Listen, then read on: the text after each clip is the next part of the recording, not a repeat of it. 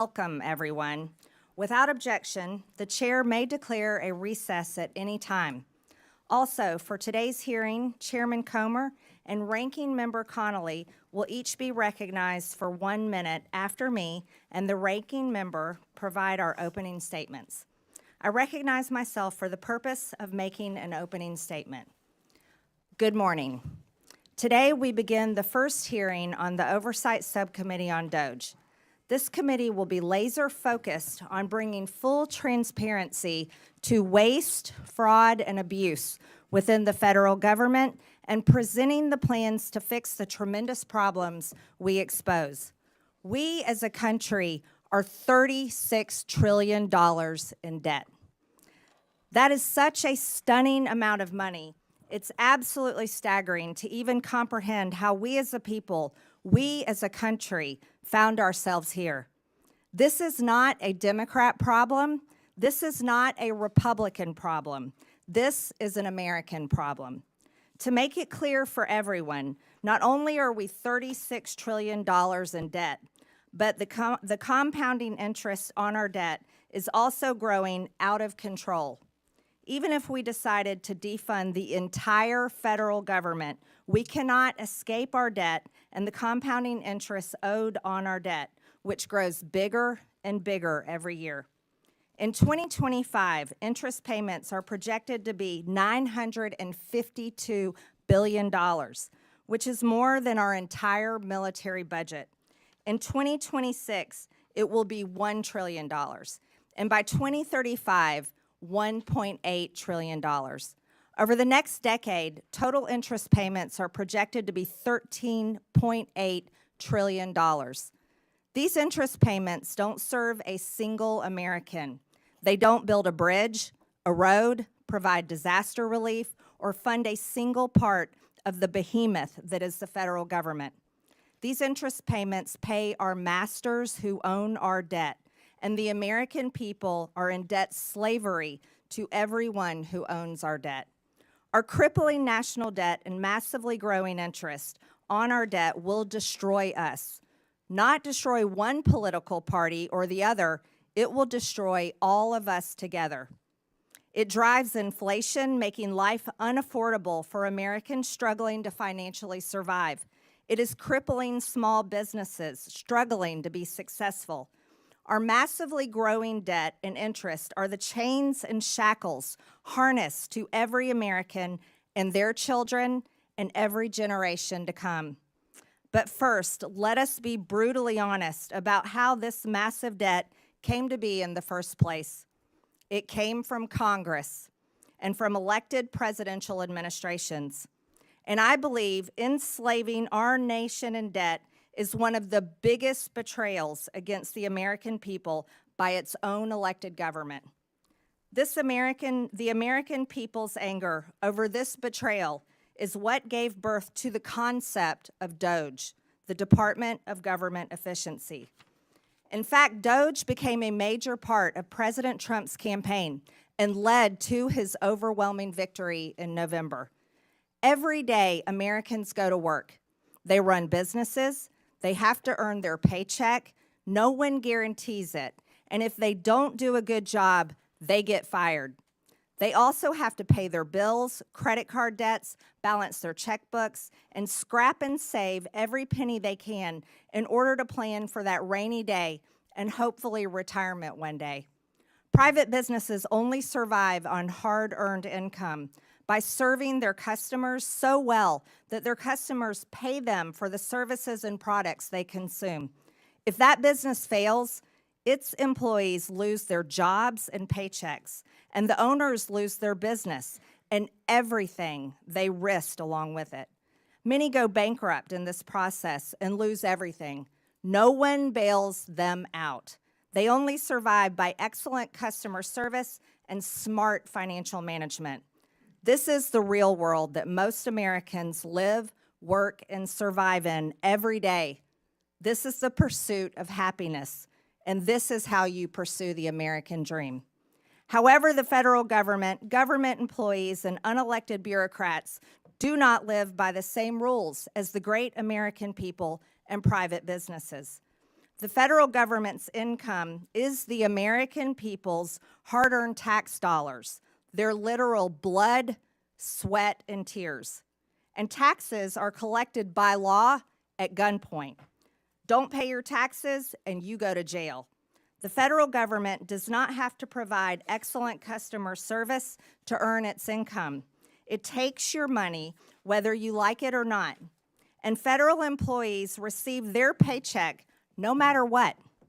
Whether veterans receive their benefits or not, whether your mail shows up or not, and whether your tax dollars are used to help Americans in need or are sent to foreign countries, for foreign people, for foreign causes. No matter how bad the federal government fails the American people, it still takes your money. It still pays its own federal employees, and it never, ever goes out of business. There are no consequences for bad customer service, total failure, and for enslaving the American people against their will in the ever-growing and future all-consuming national debt.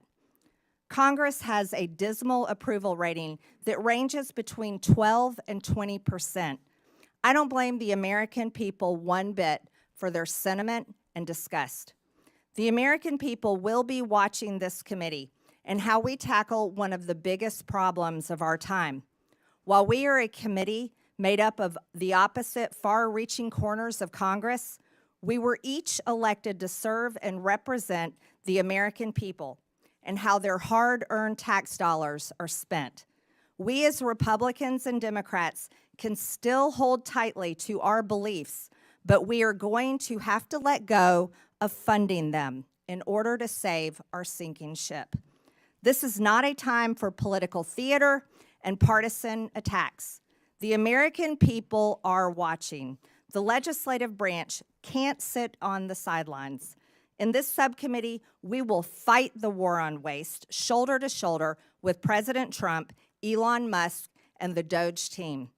This week, we turn our attention to improper payments by the federal government, including in Medicaid and Medicare. I'm looking forward to what we find out and how to solve this crisis. I now yield to the ranking member, Ms. Stansbury, for her opening statement. All right, well, good morning, everyone. Thank you, Madam Chair, and welcome to the very first subcommittee on government efficiency. As was said, this committee is tasked under the Oversight Committee with ensuring that the government and the vital services that it provides, from healthcare to national security, actually work for the American people. And this is certainly a topic that we have worked on for many, many years here in the Oversight Committee, in which I personally have worked on as a former civil servant who worked at the Office of Management and Budget. And in fact, for anyone who has ever worked on these issues, you know that there is ample ground for bipartisan work to make the government work better for the American people and to ensure that it operates in a more efficient manner. And in fact, all of us here on the Democratic side are ready to roll up our sleeves and to get to work. And just last week, I had the opportunity to sit down with the chairwoman and to discuss these very issues and opportunities to work across the aisle. And like the chairwoman who shared some of her background with me, I grew up in a working family. I grew up working for small mom and pop family businesses and understand the necessity of balancing the books, making sure we can deliver, and fiscal responsibility. And that's why today's hearing is focused on making sure that the federal government is doing what it's supposed to and digging into the more than $236 billion in improper payments that we see going out the door every single year. And we need to get to the bottom of that. And we need to make sure that we're putting into place rigorous oversight and controls to prevent fraud and abuse, and of course, to go after bad actors. And that is why myself and the Oversight Ranking Member Connolly and other Democratic members of the committee sent a set of bipartisan ideas that we'd like to work on together that would root out waste, fraud, and abuse and modernize and streamline how our agencies deliver vital programs for the American people. These are programs that are important for our seniors and our families and healthcare and the education system, and we need bipartisan solutions to get across the finish line. And we've been trying over the last several years to get these ideas out of this committee, but unfortunately, the committee's priorities have been elsewhere under the current majority. So I hope we can fix that this Congress. But we can't just sit here today and pretend like everything is normal and that this is just another hearing on government efficiency. I mean, all you have to do is look across this room and see that it is not a normal hearing. Because while we're sitting here, Donald Trump and Elon Musk are recklessly and illegally dismantling the federal government, shuttering federal agencies, firing federal workers, withholding funds vital to the safety and well-being of our communities, and hacking our sensitive data systems. In fact, while we were here discussing government waste on the House floor yesterday, Elon Musk was standing behind the Resolute desk in the Oval Office with the president, and the administration was making emergency court appeals to try to unlock his team's access to the Treasury payment system, which they claim they are using to study improper payments, which is the topic of this hearing. But here's the thing. The Treasury payment system, which includes Social Security information and bank accounts for millions of Americans and data that's critical to national security and the operation of the U.S. government, and payments that go out the door annually equal to almost a fifth of the U.S. economy, is not where the payment decisions are made, because that happens inside the agencies that are currently being dismantled. And the people who actually investigate waste, fraud, and abuse at these agencies are the inspector generals, who Donald Trump fired his first week in office in a midnight massacre. So we have to ask ourselves, what is really going on here? Why did Republicans block Elon Musk from appearing before this very committee last week? Why is the administration so eager to allow Elon Musk and his hackers to have access to proprietary and private information in the Treasury payment systems? Why are our colleagues across the aisle shielding them as they are clearly breaking the law? And why is the vice president trying to rewrite the U.S. Constitution by tweet and undermine the judiciary?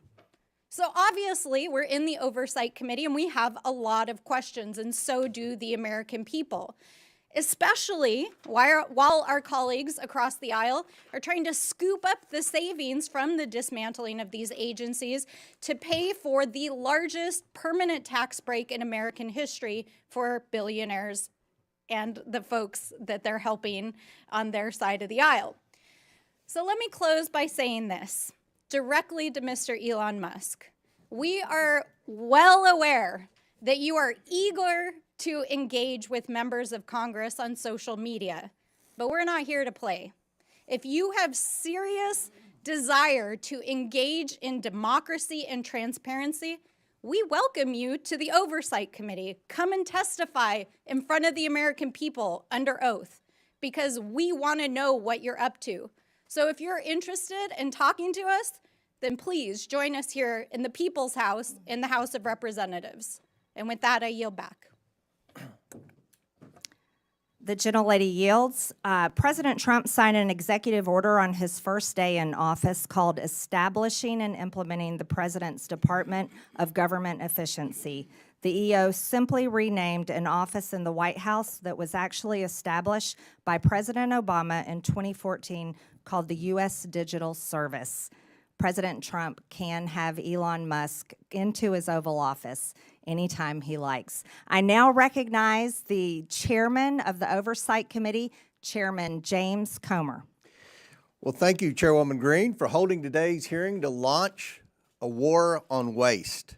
President Trump won an electoral landslide with a clear mandate from the American people to eliminate Washington waste and stop the theft of American tax dollars, and he is delivering on his promise.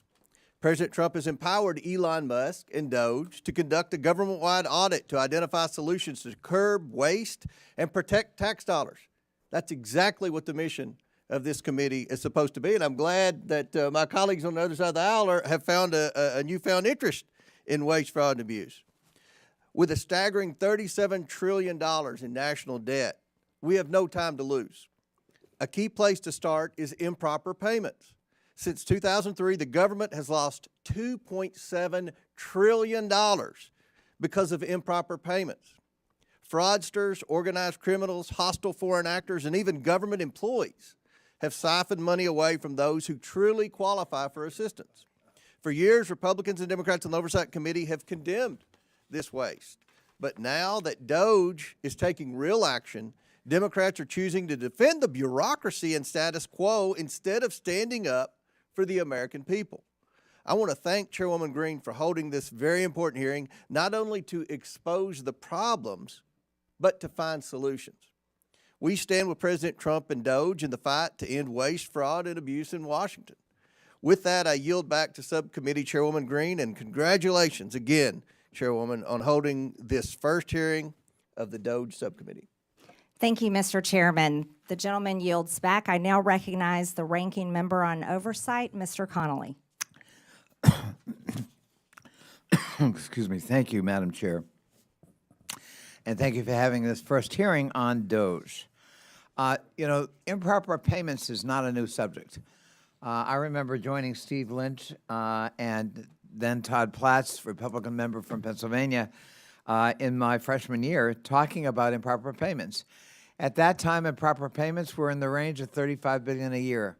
They're now in the range of $280 billion a year. And times 10, we could cut almost $3 trillion from the debt if we addressed improper payments in a deliberative way, which GAO has called for in the high-risk category for years. We can also, secondly, enforce the tax code. It's estimated that at least $500 billion a year is left on the table uncollected but owed because of lack of resources in the IRS. Again, times 10 is $5 trillion over a decade. And finally, we can modernize federal IT systems, which we've championed for years on this committee. We know that legacy systems alone could save hundreds of millions of dollars a year in operating and maintenance costs. So if we want to be serious about it, let's be serious about it. But the way not to do it is to fire the people charged with the remit of waste, fraud, and abuse, namely inspectors general. President Trump has already now fired 19, including most recently the USAID Inspector General, who dared to warn that we could lose $500 million of food aid because it's in warehouses not being moved because of the funding freeze that was imposed in AID. That's a cost we need to avoid. And for doing his job, that IG was fired. If we want to be serious, we've got to have objective, neutral inspectors general who are monitoring government waste, fraud, and abuse and expenditures. And I think you would find Democrats more than willing partners in that kind of enterprise if we're going to be serious. But a wrecking crew, a wrecking crane, a wrecking ball is not going to do it, and we're not going to support that approach to waste, fraud, and abuse in the federal government. I yield back. Thank you. The gentleman yields. The President of the United States has the prerogative to fire anyone that has overseen $36 trillion in debt, enslaving the American people, and rightfully so. I'm pleased to welcome today's expert panel of witnesses who each bring unique experience and expertise that will be valuable to today's discussion. I'd first like to welcome Mr. Haywood Talcove, the Chief Executive Officer for Government at LexisNexis Risk Solutions, Inc. His commitment to customers' needs allows LexisNexis to develop market-leading solutions that have enabled customers to stop fraud, waste, and abuse. Next, we have Mr. Stuart Whitson, the Senior Director of Federal Affairs at the Foundation of Government Accountability. Stuart was previously a special agent in the FBI, a U.S. Army veteran, and now spends his time at FGA advocating to improve welfare, the workforce, and other policy. Next, we have Ms. Dawn Royal, a certified welfare fraud investigator in the state of Wyoming and director for the United Council of Welfare Fraud. She advocates for investigating and preventing fraud of government benefits and has done so over the past 16 years. Finally, we have Mr. Dylan Hetler-Goddett, the Director of Government Affairs at the Project on Government Oversight. Dylan leads advocacy efforts and policy reforms to a wide range of good governance. I thank each of our witnesses for being here today, and I look forward to your testimony. Pursuant to Committee Rule 9G, the witnesses will please stand and raise their right hand. Do you solemnly swear or affirm that the testimony you are about to give is the truth, the whole truth, and nothing but the truth, so help you God? I do. Let the record show that the witnesses answered in the affirmative. Thank you. You may take a seat. We appreciate you being here today and look forward to your testimony. Let me remind the witnesses that we have read your written statement and it will appear in full in the hearing record. Please limit your oral statement to 5 minutes. As a reminder, please press the button on the microphone in front of you so that it is on and the members can hear you. When you begin to speak, the light in front of you will turn green. After 4 minutes, the light will turn yellow. When the red light comes on, your 5 minutes have expired, and we would ask that you please wrap up. I now recognize Mr. Talcove for his opening statement. Chairwoman Green, Ranking Member Stansberry, and distinguished members of the committee, for over a decade, a silent war has been waged against American taxpayers, not with bombs or guns, but with data and technology. Outdated government systems permit criminals to access unlimited sums of money. During the pandemic, they stole $1 trillion. 70% of those dollars went overseas. Shockingly, it's just not criminals exploiting the system. It's the flawed system itself acting as the accomplice. If left unchecked, the U.S. government will continue to lead the world in funding cyber criminals. This is a data and technology problem, and it demands a data-driven response. Criminal syndicates have turned benefit programs into their personal ATM machines, exploiting those in need who wait months for benefits that may never come. These ruthless crooks use our money to fund child trafficking, disperse drugs in our communities, and terrorism. For years, criminal networks have stolen personal information from the public and private sector. They exploit real identities to manipulate antiquated government systems, siphoning off billions in taxpayers' hard-earned money.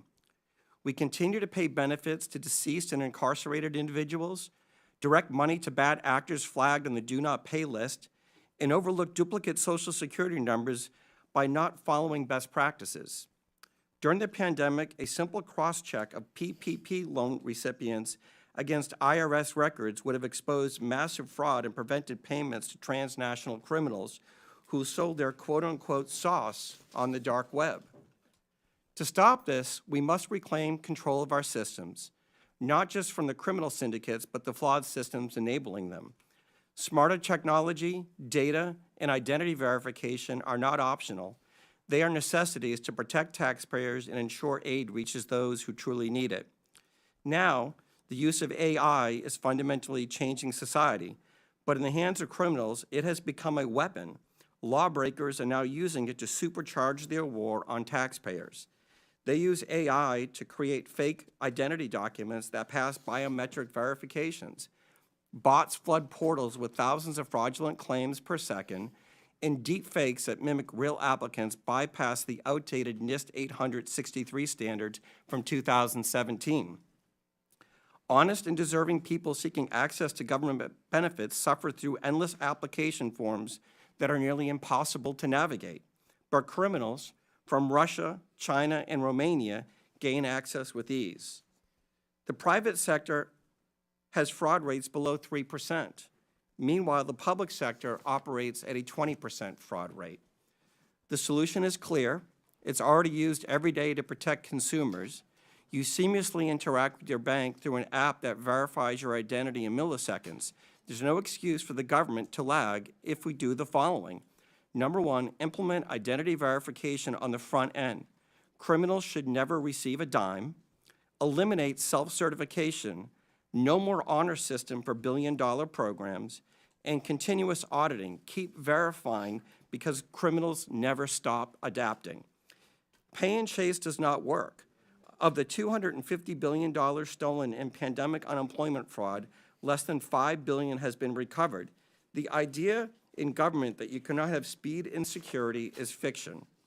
I urge Congress to consider making the following legislative changes. Number one, update the 1974 Privacy Act to allow for data sharing and matching. Number two, fund a budget for fraud prevention in each appropriation bill. The USDA spends 1/20th of 1% on fraud prevention. Mandate that individuals caught stealing from entitlement programs pay hefty fines and are removed from the program permanently. And finally, eliminate broad-based categorical eligibility. This committee has a choice: continue losing this war against criminal cartels and nation states, or fight back and save $1 trillion annually. Fraud prevention is not benefit prevention. It's the key to ensuring that every dollar reaches those who truly need it. Hardworking Americans rely on these programs not just to survive, but to build better lives for their families. When criminals exploit the system, they just don't steal money, they steal opportunities. Stopping fraud isn't about denying benefits, it's about protecting them. This crime has two victims. The first are the taxpayers, and the second are those seeking benefits. The fraudsters, cartels, and criminal syndicates are watching this hearing, I'm sure of it. It's time to show them that America will not fund its own destruction. Thank you, and I look forward to your questions. Thank you, Mr. Talcove. I now recognize Ms. Royal for her opening statement. Good morning, Chairwoman Green, Ranking Member Stansberry, and committee members. My name is Dawn Royal. I'm a certified welfare fraud investigator, two-term past president, and a current director of the United Council on Welfare Fraud. The United Council on Welfare Fraud is a national professional organization dedicated to protecting the integrity in our nation's public assistance programs. We are the only national organization singularly focused on the detection, prevention, and prosecution of welfare fraud. For too long, agency bureaucrats have pitted citizens' access to welfare programs against the integrity of those programs. Access versus integrity should never be an either-or dichotomy. We can all agree that access to public assistance is crucial. America's citizens should not be hungry or deprived of medical care because of their inability to pay. However, making sure vulnerable citizens have access to these welfare programs should not mean that we simply turn a blind eye to integrity. We do not pursue the prevention, detection, and prosecution of if we do not pursue the prevention, detection, and prosecution of fraud, taxpayers become the victims as the welfare programs become slush funds for anyone wanting to supplement their income with SNAP benefits, absolve themselves from the financial responsibility of medical bills, and using Medicaid to further taxpayer exploitation by taking advantage of cash assistance, energy assistance, child care, and other social welfare programs. One example of a welfare fraud is a case that I investigated that was criminally prosecuted last year. The applicant mother failed to disclose her children's father as well as his employment and income on multiple applications she submitted for Medicaid, SNAP, and low-income energy assistance. The co-defendant father worked a steady job, earning a six-figure salary, and provided an enviable lifestyle for his family, including vacations, luxury vehicles, snowmobiles, motorhomes, lavish gifts, including one from the wife to the husband, which was a $1,200 bottle of bourbon. Evidence we presented at trial included a candidate registration forms filed by the defendant father when he ran for town council and later mayor of the town where he declared he lived at the same address provided by his wife on her public assistance programs. This was a case of greed, but it emphasizes how easy it was for these criminals to make false statements on applications in order to receive benefits from multiple programs that they were never eligible for. I could spend the rest of my day providing countless examples of how taxpayer-funded programs are exploited, and the message would be the same. Investigators continue to be hamstrung by antiquated regulations, conflicting directives from federal agencies, and the lack of access to technology. Sadly, investigators have also found themselves at odds with the career bureaucrats who recite watered-down facts about fraud in order to promote their political agendas. Specifically, we can look to the career bureaucrats who have historically claimed that the fraud rate in SNAP is less than 1%. The disregard for the value of integrity is evidenced by the less than 1/20th of 1% of the SNAP budget spent on the prevention, detection, and prosecution of fraud. As part of Medicaid unwinding debacle, the bureaucrats specifically directed states that they, and I quote, cannot recover or recoup the cost of services from a beneficiary, even if they have been found after an administrative hearing or criminal proceeding to have committed Medicaid beneficiary fraud or abuse, end quote. Sadly, it is already apparent that career bureaucrats are not being totally transparent as they attempt to protect spending and broken programs. We fail to understand how mitigating the rampant fraud in Medicaid, SNAP, and other welfare programs stands up or strengthens the welfare programs. Fact is, the opposite is true. Ignoring fraud and gaslighting fraud statistics erodes the very foundations of the programs that are essential to their future viability. There are things this committee can do to help the investigators fighting the war on fraud. Number one, eliminate self-attestation in the application process for all programs.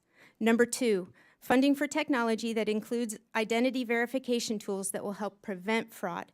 The current pay and chase model is not sustainable. Number three, immediately implement the National Accuracy Clearinghouse, the NAC, that will provide data to states to prevent duplicate participation in all of the social welfare programs. And four, allocate direct funding with mandates restricting the use of the funding to the prevention, detection, and prosecution of fraud. In closing, we're at a crossroads.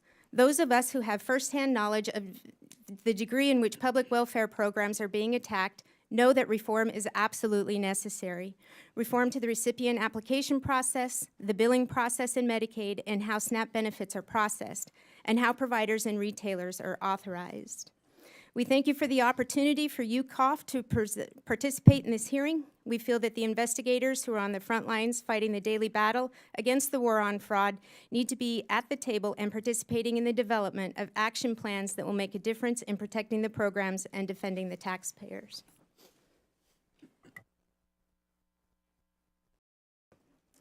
Thank you, Ms. Royal. I now recognize Mr. Whitson for his opening statement. Chairwoman Green, Ranking Member Stansbury, members of the subcommittee, thank you for the opportunity to testify today. On the campaign trail, President Trump promised to take on the bloated bureaucracy in D.C., rebuild trust in the DOJ and the FBI, crack down on waste, fraud, and abuse, and restore common sense. And on day one, he started delivering on those promises with a wave of executive orders and the official launch of DOGE, which he, of course, tasked Elon Musk to lead. Already, DOGE efforts have brought to the public's attention countless examples of wasteful spending, including $59 million paid to luxury hotels in New York to house illegal immigrants, $1.5 million to advance DEI in Serbia's workplaces, $32,000 for a transgender comic book in Peru. The list goes on. But rather than applauding the work of DOGE, the left has launched a coordinated campaign to try to demonize Mr. Musk with the hope of shifting focus away from the disastrous waste, fraud, and abuse that occurred on Biden's watch. But guess what? It's not working. Because no matter what political party people hail from, the vast majority of Americans agree that $10 million worth of food funneled to Al-Qaeda was probably not the best use of taxpayer money. But there's another source, a key source of wasteful spending that DOGE and the subcommittee should set their sights on next, and that's Medicaid waste and fraud. While initially meant as a program for the truly needy, Medicaid has bloated into a massive welfare program for millions of able-bodied adults lured into the trap of government dependency. And as Medicaid has grown, so too has mismanagement. Today, more than $1 in $5 spent on Medicaid is improper. In Medicaid alone, fraud and mismanagement is on track to cost U.S. taxpayers, get this, more than $1 trillion over the next 10 years. When it comes to the problem of improper payments, the Medicaid program is the biggest culprit, encompassing nearly 1/3 of all federal improper payments. And more than 80% of Medicaid improper payments are due to one thing: eligibility errors. If Congress wants to help President Trump address wasteful spending, then targeting eligibility errors in Medicaid should be one of your top priorities. Bottom line, to address this challenge, Congress can take 3 decisive actions. So first, Congress can strengthen the Medicaid program through legislative action. That would include repealing Biden's disastrous Medicaid streamlining rule, which ties the hands of states trying to remove ineligible enrollees. You can and should do this through reconciliation, and it will produce $164 billion in savings if you do. You can also strengthen verification requirements to ensure only eligible individuals receive benefits and ensure a nationwide NAC is implemented without delay. Second thing Congress can do is help President Trump's DOGE effort by ensuring that entrenched partisan bureaucrats don't stand in the way of reform. So Musk and his DOGE team have already found hundreds of billions of dollars funneled into wasteful, fraudulent, and flat-out insane projects. But they've only scratched the surface. If this much fraud has been exposed in just a few weeks, imagine what else is buried under layers of red tape and government excuses. But guess what? All of these insane projects have one thing in common. They were all approved and funded by unelected bureaucrats. And these and other entrenched bureaucrats are already pledging to fight against President Trump's efforts to improve government accountability and efficiency. Personnel is policy. And without competent staff to faithfully execute the president's agenda, the DOGE project will fail. And this is where Congress can help. Congress can support the president in carrying out his DOGE effort by making all executive branch employees at will, codifying the president's authority to fire unproductive or insubordinate agency employees as needed. At the same time, Congress can grant the president authority to permanently eliminate vacant positions and consolidate non-essential positions across agencies and departments to help promote efficiency and put the right people in the right seat. The third thing, Congress can make President Trump's DOGE cost-cutting and deregulatory reforms permanent by passing the REINS Act. And so there's only one big problem with the DOGE effort. Most of its work can be undone by a future president with the stroke of a pen. To make President Trump's DOGE reforms permanent, Congress must act. And the best way to do this is to pass the REINS Act. This would return Article 1 budgetary power of the purse to Congress while promoting deregulation. It would also help lock in the DOGE reforms and cement President Trump's legacy as the most consequential deregulatory and cost-cutting president in U.S. history. The American people are watching. It's time for Congress to act. Thank you, and I look forward to your questions. Thank you, Mr. Whitson. I now recognize Mr. Hetler Goddett for his opening statement. Thank you, Chairwoman Green, Ranking Member Stansberry, and members of the subcommittee. My name is Dylan Hetler Goddett, and I am the Director of Government Affairs at the Project on Government Oversight, or POGO. I appreciate the opportunity to be with you here today to talk about the critical issue of bringing more accountability and transparency to federal spending, including rooting out waste, fraud, and abuse. Since our founding in 1981, POGO has been focused on promoting more accountability and rooting out wasteful spending and promoting efficiency, especially at the Department of Defense. We have a long and well-established track record on these issues, and we take a back when it comes to promoting a better and more effective government, which necessarily includes a federal government that is a good and responsible steward of taxpayer dollars. Let's take a moment to pause here to talk a little bit about terms that we're going to hear a lot today and the difference between them. Waste is different from fraud. Fraud is different from abuse, and abuse is different from both. When we talk about improper payments, they are a subset of those other three categories. But that doesn't tell us the whole picture either. Sometimes improper payments are a function of bad record keeping. Sometimes they are a function of outdated information technology systems. Sometimes they come about through human error, and sometimes they come about through negligence. There are a variety of reasons why improper payments happen. It just simply is not the case that improper payments are only a function of bad people doing bad things with bad intent. That doesn't mean we shouldn't focus on trying to mitigate improper payments, and that certainly doesn't mean that the American people should not be concerned with how their tax dollars are used. The good news is that there are some time-tested solutions and tools to help mitigate these problems. For example, when we think about the independence of inspectors general, we're talking about a resource that is extraordinarily valuable to the American people. In fiscal year 2023 alone, inspectors general identified over $93 billion worth of potential savings to taxpayers. Whistleblowers are also an incredible resource to the American taxpayer. Through the IRS's whistleblower program alone, billions of dollars have been recouped from tax cheats since the inception of that program in 2007. Whistleblowers have also played an instrumental role in helping the Department of Justice pursue False Claims Act cases that have resulted in billions of dollars in reclaims settlement costs. It seems to me that if an administration were serious about wanting to root out waste, fraud, and abuse, they would support and resource whistleblowers and inspectors general. They would not demonize them, and they would certainly not fire them en masse in an unlawful midnight purge.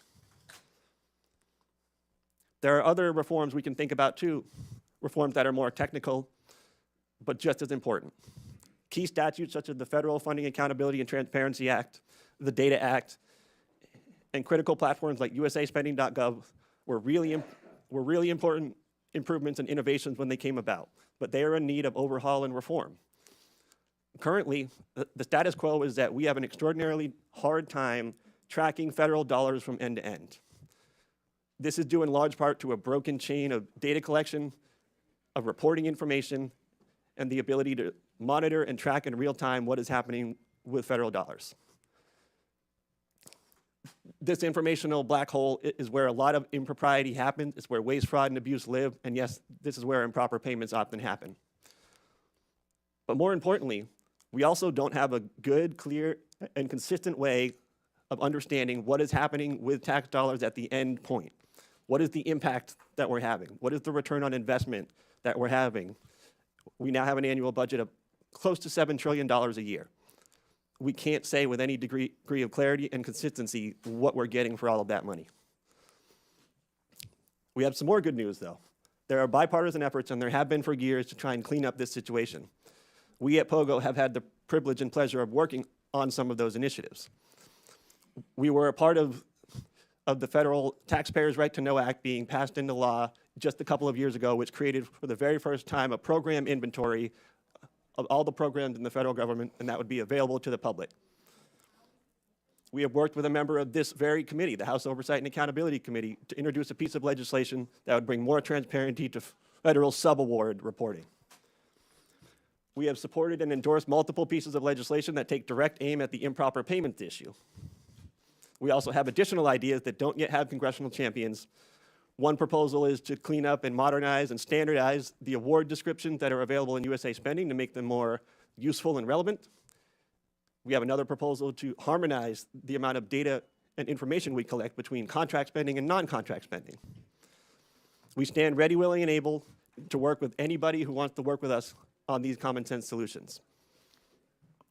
Lastly, I want to put in a quick word for Congress.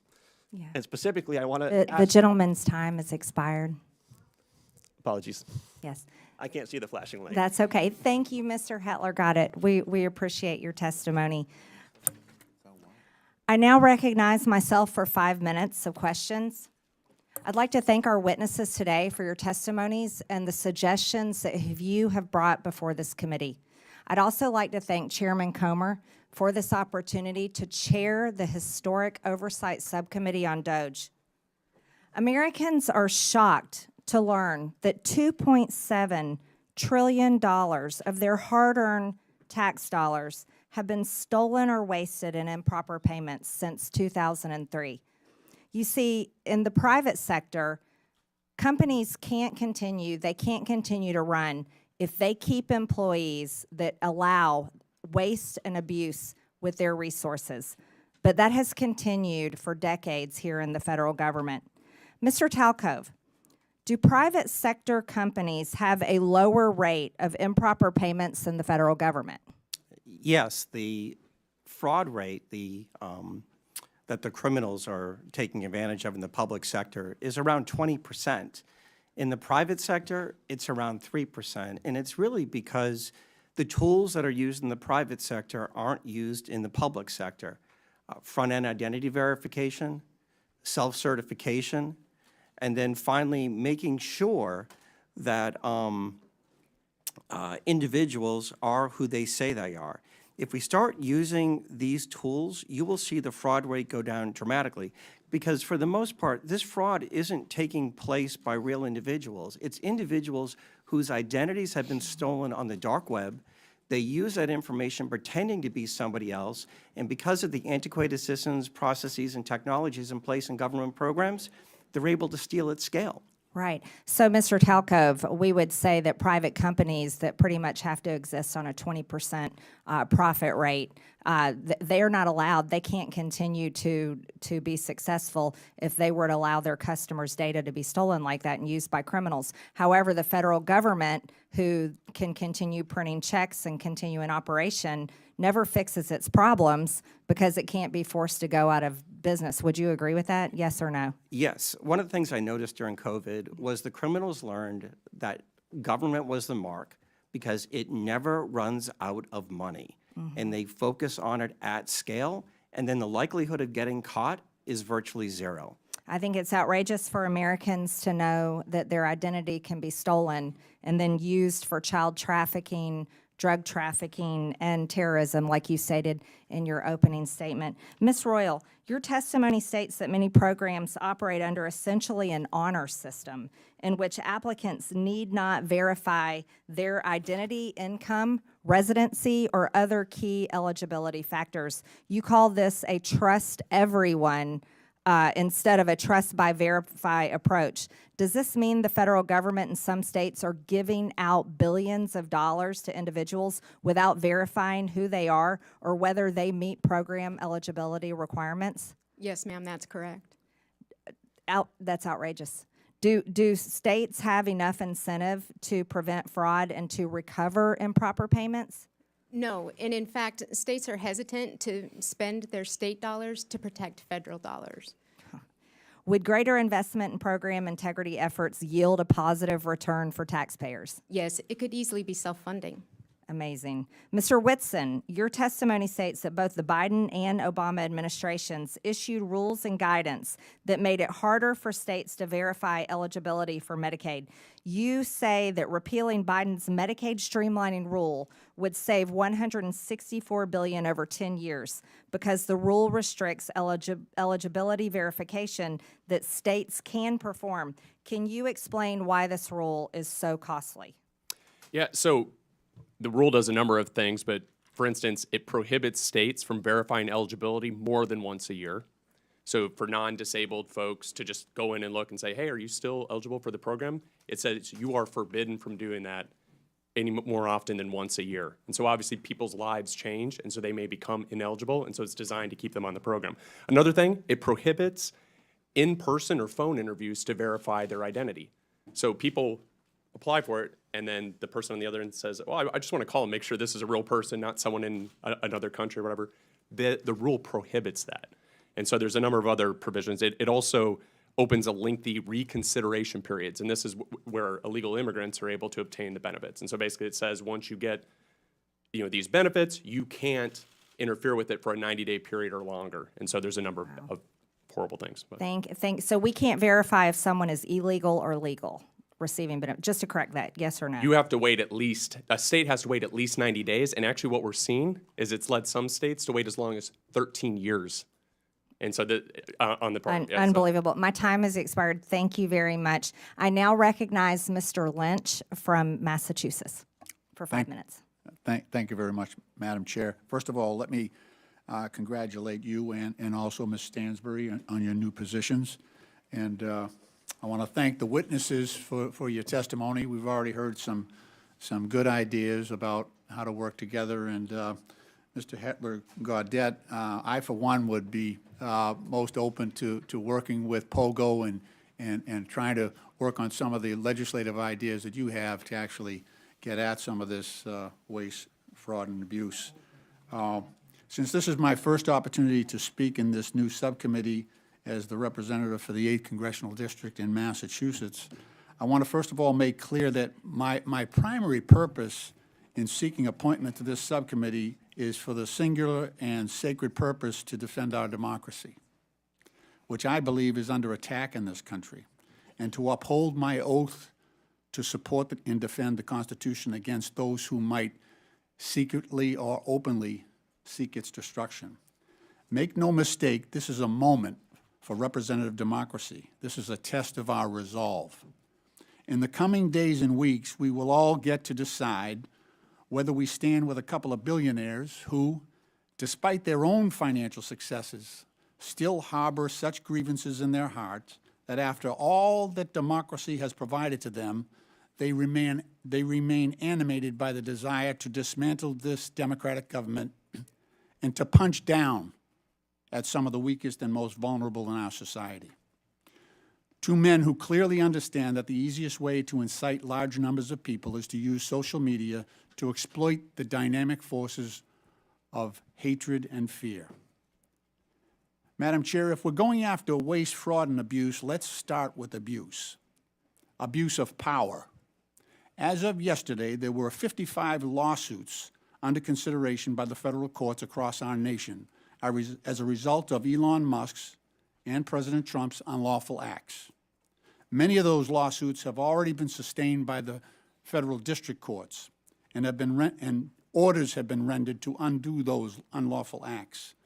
But this is just the beginning, and Congress has an important role to play, and I, for one, look forward to that opportunity. This is a moment of great consequence for our country and for our democracy, and I remain grateful to the good people of the 8th Congressional District of Massachusetts who sent me here. Mr. Hetler-Gaudette, again, happy to join you on some of your efforts. POGO has worked very closely with our IG community, is that right, the Inspector Generals? Yeah, that's correct, Congressman. I know your work is very much similar to what we ask our Inspectors Generals to undertake. I want to ask you, what do you think? So in the most recent report from the Inspector Generals, and this is the Council of the Inspector Generals, a nonpartisan group on integrity and efficiency in government, they identified more than $93 billion in potential savings. So the first thing that President Trump did coming into office was to fire 17 agency inspectors general. What can you tell us from POGO's standpoint? What does that do to our ability to identify and root out waste, fraud, and abuse? Thank you, Congressman. I would say, to put it simply, it completely undermines our ability to root out waste, fraud, and abuse. Inspector General exists for essentially one purpose, and they were originally created in the immediate aftermath of Watergate, and I think you all probably do not need me to give you a history lesson at all on what happened in the Watergate era. There's a reason they were created at that time, because there was a lot of waste, fraud, and abuse happening, and there were not cops on the beat that were internal, that were independent, that were situated in agencies to be able to find these things and expose them and do something about them. That's what Inspector General exists to do. So it's completely anathema to, I'd say anathema to any stated mission to find cost savings and to root out waste, fraud, and abuse, to fire Inspector General and to undermine them. It makes no sense. Those two things do not add up. Thank you very much. The firings that occurred on the when President Trump came to office included the Special Inspector General for Afghan Reconstruction, Mr. Sopko. I actually did over 20 trips to Afghanistan working with him. He actually uncovered $4 billion in savings in rooting out American taxpayer waste being conducted in Afghanistan. The IG at the Department of Defense, the agency. The gentleman's time has expired. Okay. Thank you, Madam Chair. I yield back. Thank you. Okay, Appreciate thank you. that. Thank you. I now recognize the gentleman from Texas, Mr. Cloud. Thank you, Madam Chair. For far too long, D.C. politicians have gotten away with measuring their personal value and worth by how much of other people's money they give away. And for far too long, they self-righteously have opined that the spending was for altruistic purposes given out of care and compassion.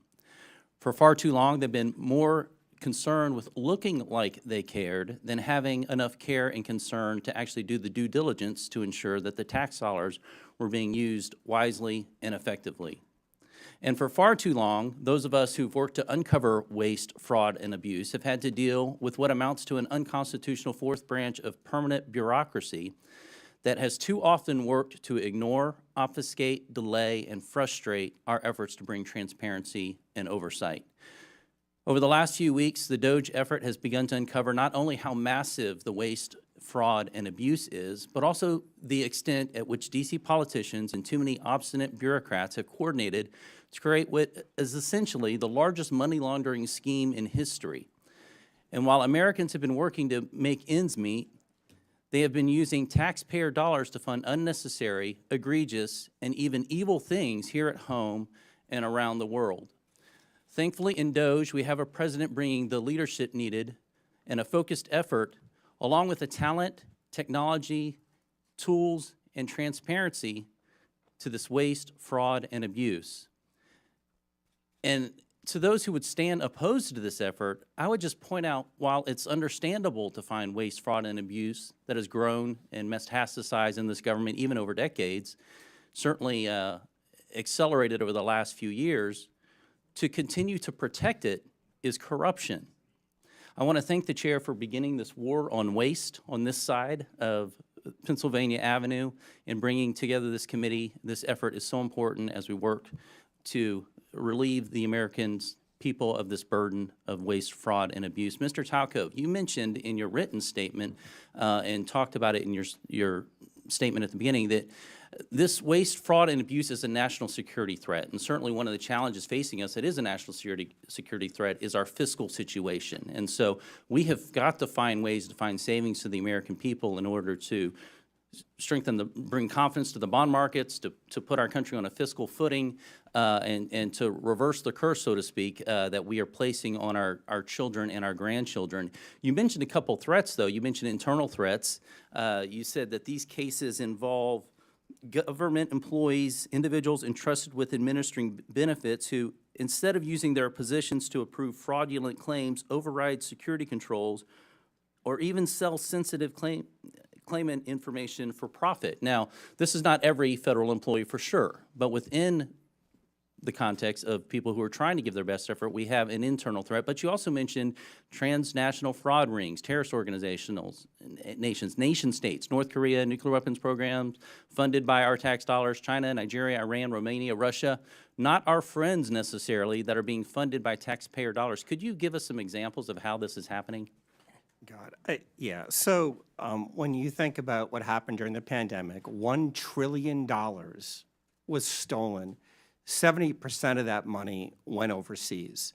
And I can give you some examples. In a Western state, they had more people applying for unemployment insurance benefits than they had individuals over 18. The people that were stealing the money from Romania were using it to facilitate other fraud schemes that include fentanyl, that include doing things to impact our democracy. On the insider threat, right, the first thing you have to say, and my dad was a public servant, is 99% of people that work in the public sector are honest, hardworking individuals. But there are some, and what you need is data and technology to root that out. There were examples during the pandemic. There were some examples even of last week where people got into the Medicaid system in a Western state and stole $50 million in less than 4 months. So you have to have these controls in place, right? These aren't individuals stealing, Mr. Cloud. These are organized criminal groups, both domestic and transnational. That, as you mentioned, taxpayers are being forced to fund the demise of our own country. Mr. Whitson, I wanted to ask you, because there's a lot of talk about reconciliation right now.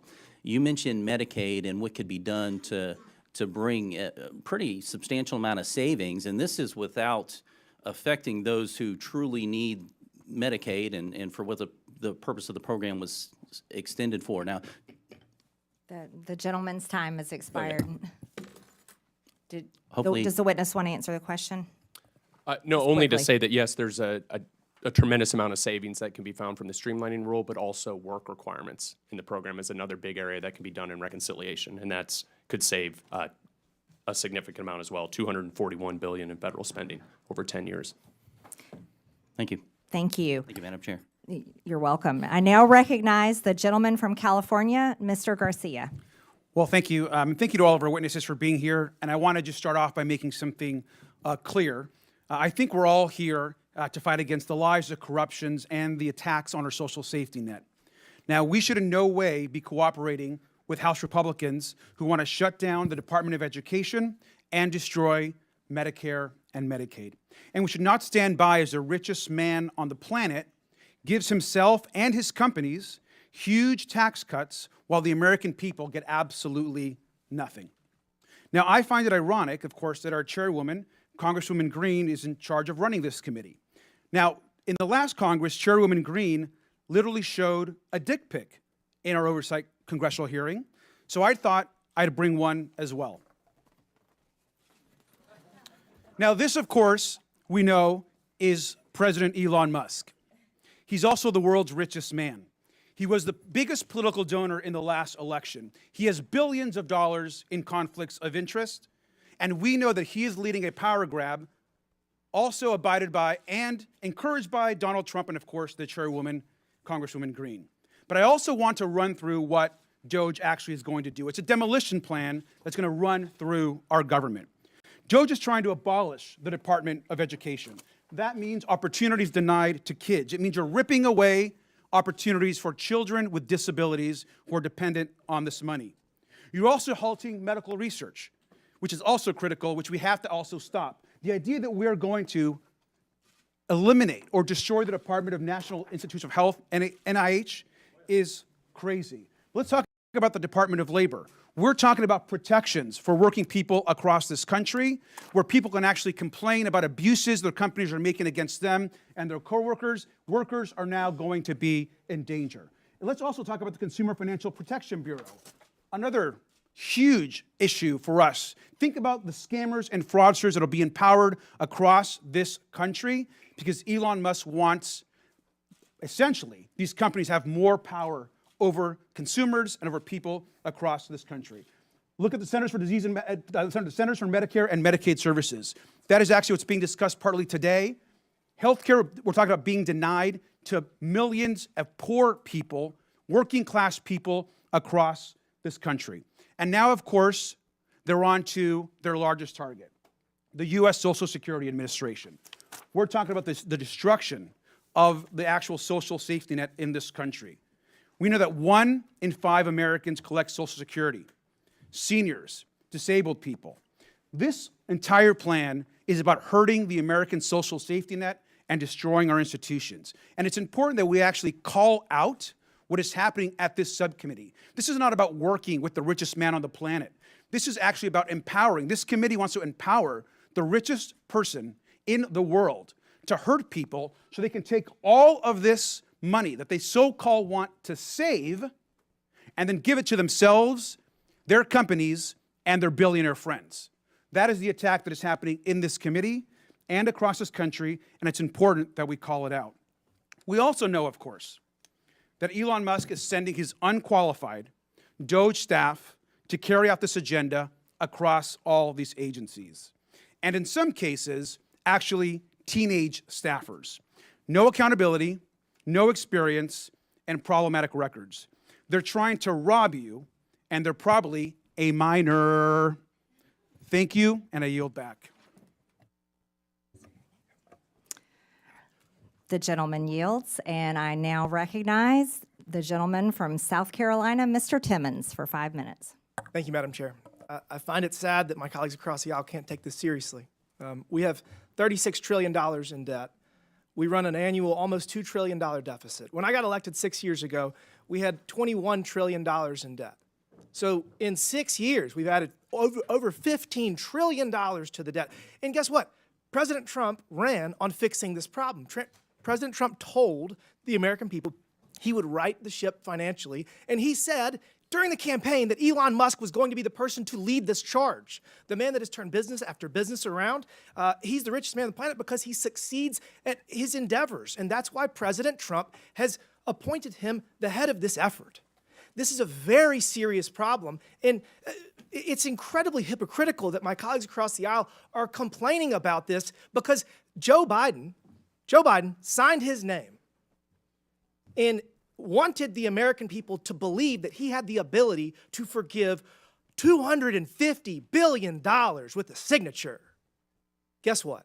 Supreme Court ruled he did not. That's our system of checks and balances. The president, Biden, he clearly was experiencing cognitive decline. He didn't even have the ability to be charged with a crime as determined by his own Department of Justice. But he signs his name and he thinks it gives $250 billion away, redistributes taxpayer dollars. It's just crazy that we can't come together to address the greatest national security threat facing this country, our debt. Now to the task at hand, Medicaid fraud. Mr. Talcove, if we implement enhanced identity verification and enhanced income verification, what will happen? How much money will we save? You'll save hundreds of billions of dollars. Identity verification, elimination of self-certification, and monitoring beneficiaries will prevent these transnational criminal groups from accessing those systems at scale so legitimate people who need the benefits can get them in a timely fashion. So we're going to get actual benefits to people, to American citizens that are in need faster, because if you do it electronically through web-based, like they did in Missouri, where the pilot program saved almost 20% of Medicaid dollars. So all we have to do is adopt what has already been proven in Missouri, and we'll save 20%. To the people out there listening, we spend almost $900 billion every year on Medicaid. And if 20% of that is saved, that's almost $200 billion. We got a $1.8 trillion annual deficit. We just knocked off $200 billion. Let's keep this train going. The fact that the Democrats are filing lawsuit after lawsuit to impede the efforts of President Trump to right our fiscal ship is unforgivable. It's unforgivable. Mr. Talcove, you talked about pandemic fraud. I have a bill that would cause the IRS to share data with the Small Business Administration and the FBI and the Department of Justice that would show that you were ineligible for PPP loans and you got them. So I think that would save probably $100 billion.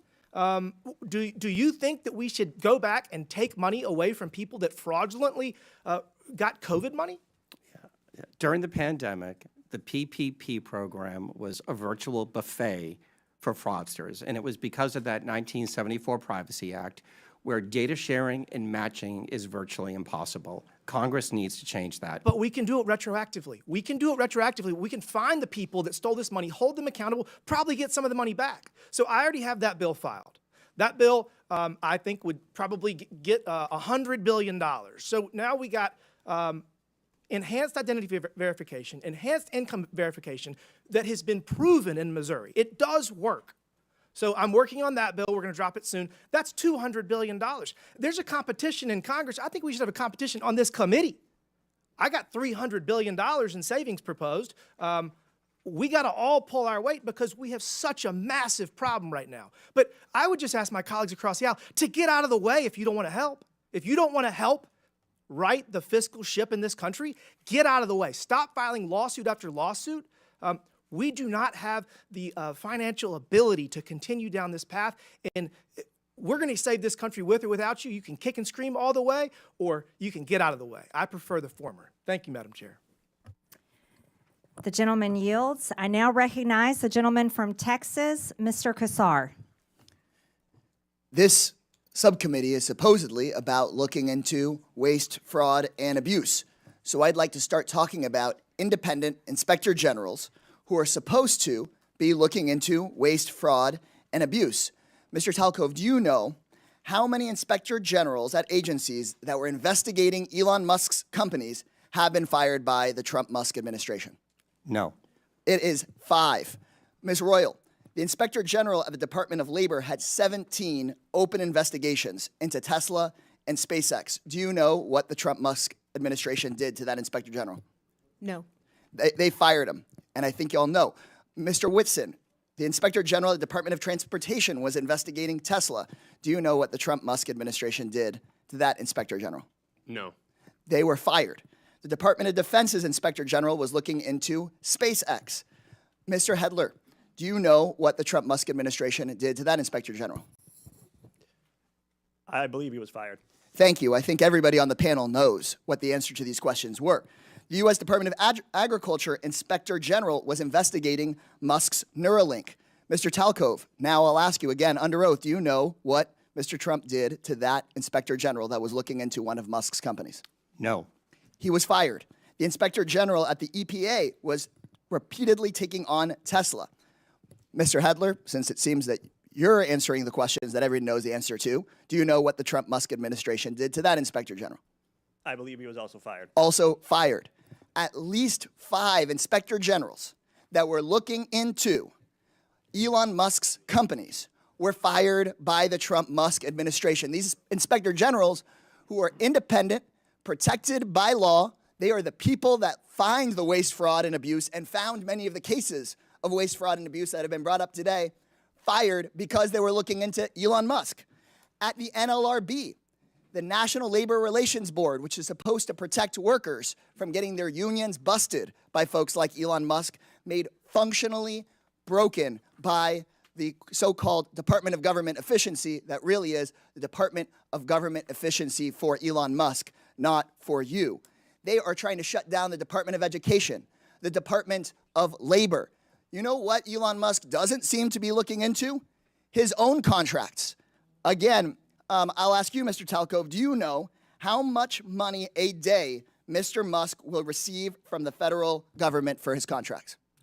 No. The answer is $8 million a day. Just last year, Elon Musk was promised $3 billion from close to 100 contracts with the federal government. Ms. Royal, do you know how much the average person in this country who survives on Social Security, one of our seniors who's worked their entire life, about how much they have to survive on a day? I do not. $65 a day. We're not looking into Elon Musk's $8 million a day. This subcommittee, chaired by Marjorie Taylor Greene and the House Republicans, is looking into your grandmother's $65 a day. Let me be clear. I think we would all support taxpayer savings, look into money we might needlessly send to billionaires and big corporations, find taxpayer savings, and send it back to your hardworking family.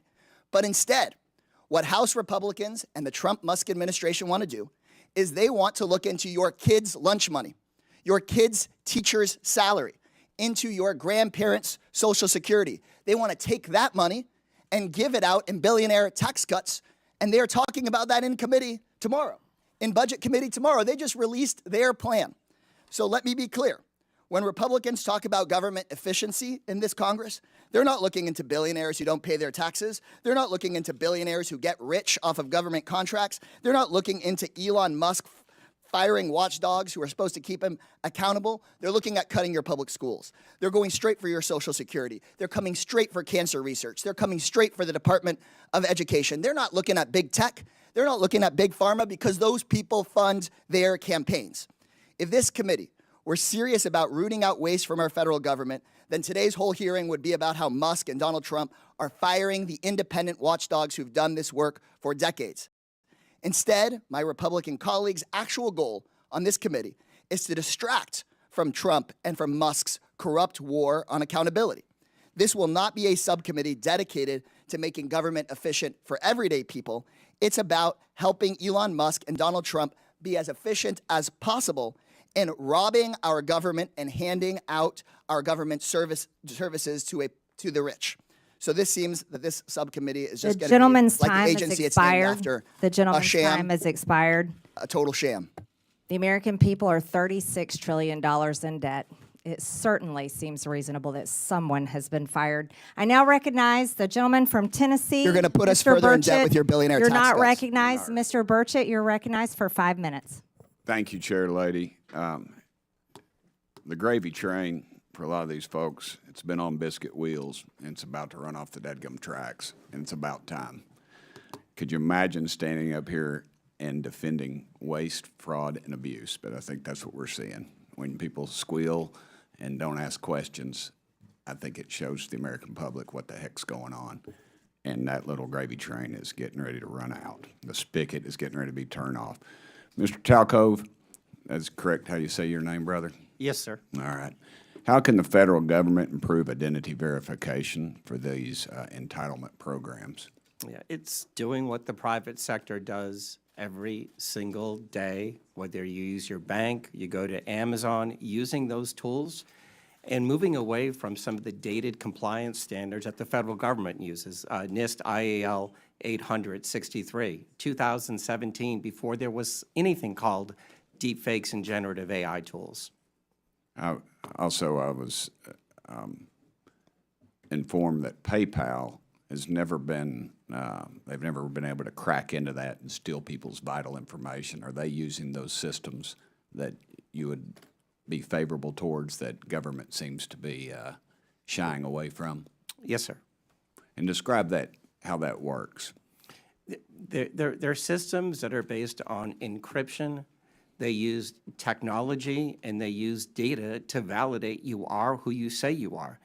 The people that are stealing right now, I believe a lot of them are actually ghosts from China, Russia, Nigeria, and Romania. I read a report today that North Korea was involved in this, in some of that as well. They are. And those people are our enemies. Again, they'll hate us for free. We don't have to give them taxpayer money. And are there loopholes that can be closed to avoid these improper payments? And I wish you'd describe those to me. The biggest, most important thing, particularly in the benefit program space, is the use of self-certification. As Mr. Timmons noted, the state of Missouri is using a solution called Steady IQ to validate wages and wealth. You cannot allow individuals to provide the information based upon what they think. It has to be based on what you know, and that will stop the ghosts from using people's identities to steal money from U.S. taxpayers. How much money do you calculate is wasted due to waste, fraud, and abuse in the entitlement programs each year? Yeah, my number right now between federal, state, and local government is you can save $1 trillion a year by simply putting in front-end identity verification, eliminating self-certification, and monitoring the back end of the programs that are providing the benefits. Those three things. You said you could eliminate that, but are there others you feel like some more low-hanging fruit? I would start with those three things because they're simple. That'll take that 20% fraud rate that you're seeing in the public sector down below 5%. Chair Lady, I would suggest that we adopt Mr. Timmons' legislation and get that out of the committee as fast as possible. What actions also could Congress take to fix these problems quickly? Yeah, I think the first thing is updating and redoing the 1974 Privacy Act. That is virtually impossible to do data matching. It's very difficult to have data shared. And when you look back at the pandemic, data sharing and data matching would have stopped probably 50% of the $1 trillion that was stolen from taxpayers. Any of y'all like to add anything to that? Congressman, I would just add that rather than accepting self-attestation, that states should have to be required to actually verify people's identities. And here's the key part: before they get enrolled. They shouldn't get enrolled and then eventually come down later on down the road. It's amazing to me. I have a doctor's appointment back in Knoxville, and the verification process is very extensive. It's more so than the federal government requires for any of this. What type of computer systems are these agencies using, and do they need updating? They're using very dated technology, but they're also burdened. I look at the USDA, 6.2 million words in a 10,000-page document that shows how to implement the rules of the program. Nobody can figure that out. So one of the things that I think has to happen is the simplification of these processes and systems, and then just use the technology that we use every day in the private sector. Okay, thank y'all so much for being here. The gentleman's time has expired. Thank you, Chair Lady. I now recognize the gentlewoman from Texas, Ms. Crockett, for 5 minutes. Thank you, Madam Chair. And Mr. Talcove, I'm just going to go ahead and pick up where you left off really quickly.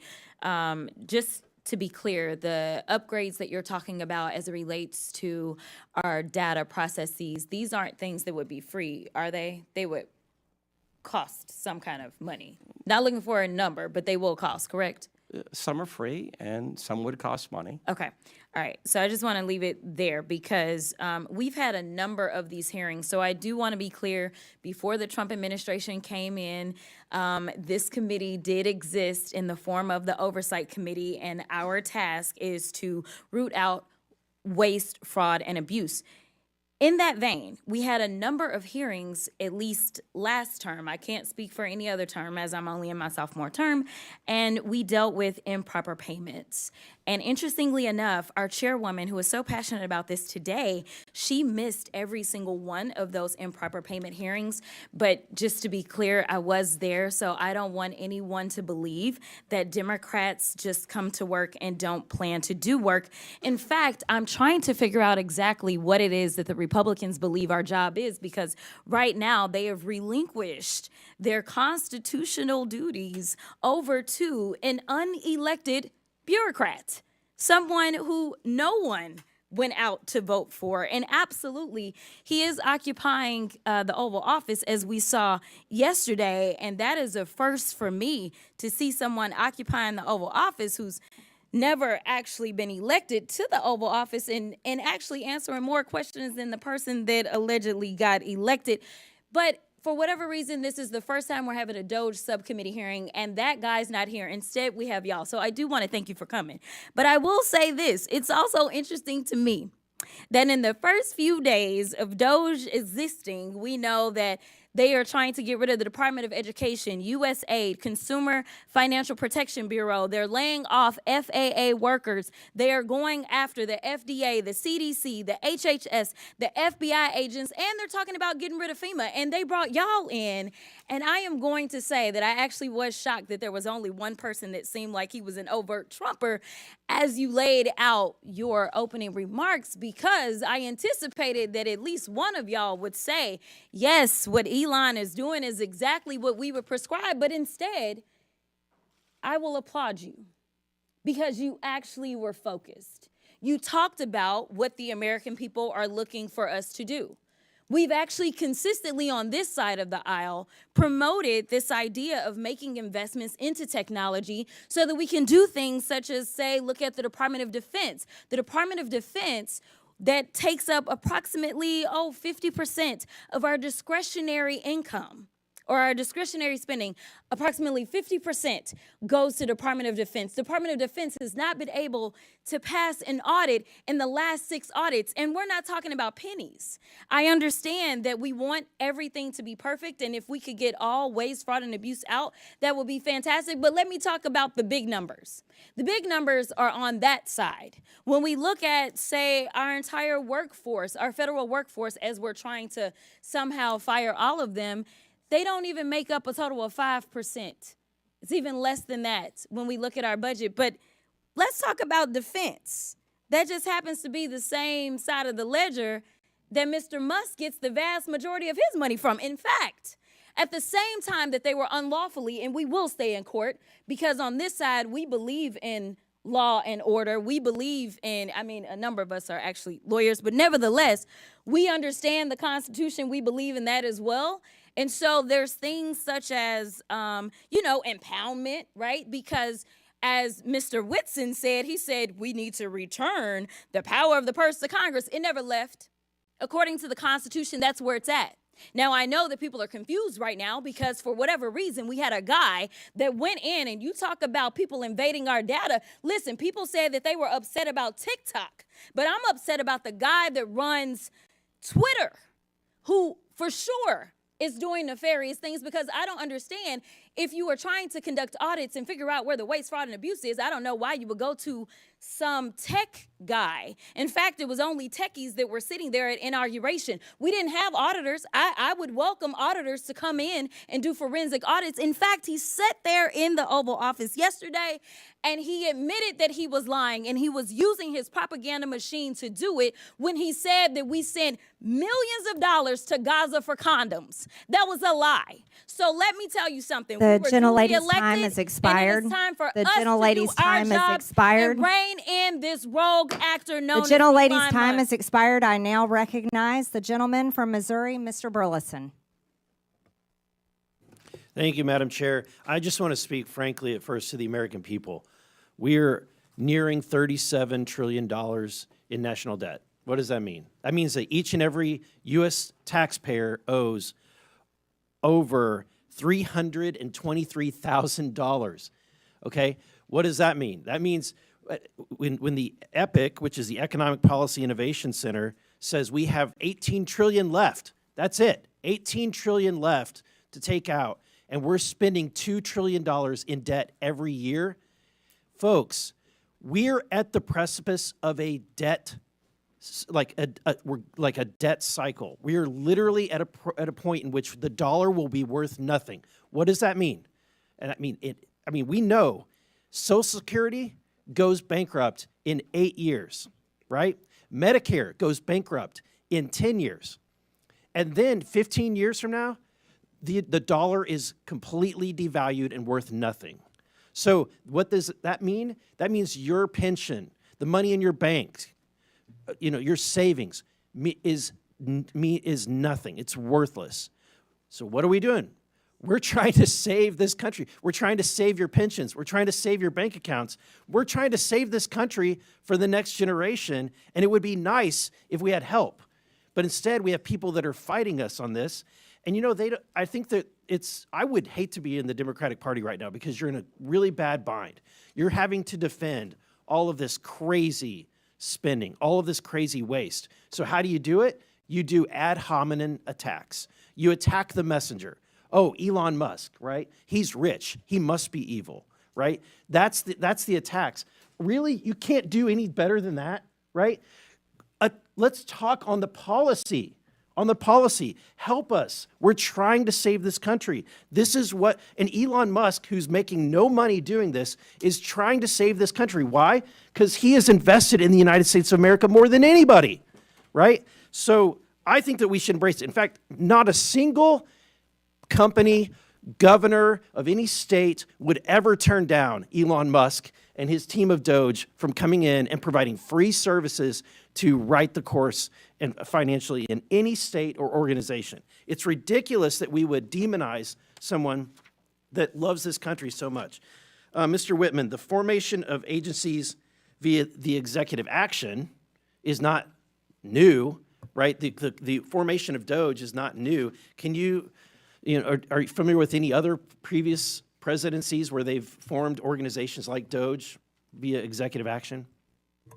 Yeah, so actually the agency that Doge is occupying is one that was created in a previous administration, so it is something that happens routinely. But I don't know if that answers your question. Yeah, there's been the Office of Budget Management was created, Environmental Protection Agency was created, the U.S. Digital Service, which is now Doge, was created all by executive order, right? And actually one other I'd add is USAID was originally created through an executive order by President Kennedy and then later formalized. And then, Madam Chair, I have a video I would like to end with that just, let's review, if we could cue that, to remind, and I want to remind my Democratic friends, at a point in which you once had the majority of the American people on your side, this is what your party believed in. This report tells us how to cut waste, cut red tape, streamline the bureaucracy, change procurement rules, change the personnel rules, and create a government that works better and costs less. I've read it, and where it says the president should, the president will. Among the 800 recommendations, eliminating 12% of the federal workforce, merging some government agencies like the FBI, the DEA, and the Bureau of Alcohol, Tobacco, and Firearms, closing hundreds of government offices outside Washington. From the day I took office, one of the commitments that I made to the American people was that we would do a better job here in Washington in rooting out wasteful spending. We thought that it was entirely appropriate for our governments and our agencies to try to root out waste, large and small, in a systematic way. It means cutting some programs that I think are worthy, but we may not be able to afford right now. A lot of the action is in Congress and legislative, but in the meantime, we don't need to wait for Congress in order to do something about wasteful spending that's out there. We haven't seen as much action out of Congress as we'd like, and that's why we launched on our own initiative, the campaign to cut waste. And we're going to keep on finding every possible way that we can do that, even if Congress is not acting. There you go. I think it speaks for itself. My time has expired. The gentleman's time has expired. Thank you. I now yield to the gentlewoman from the District of Columbia, Ms. Norton, for 5 minutes. Thank you. Our Republican colleagues and the Trump administration continue to demonize our friends and neighbors who work for the federal government and swear an oath to protect the Constitution and serve the public. Thousands of civilian federal employees have given their lives in the line of duty for their country. The administration seems intent on dismantling much of the federal government in violation of the Constitution, statutes, and regulations. And our Republican colleagues are letting them do it. They want to gut the nonpartisan civil service and to convert a significant portion of the remaining civil service into political appointees. Depriving the federal government of employees' expertise and experience will harm the services that the government provides to all Americans. Mr. Hetler-Garlett, the administration is attempting to cause a mass exodus from our federal workforce.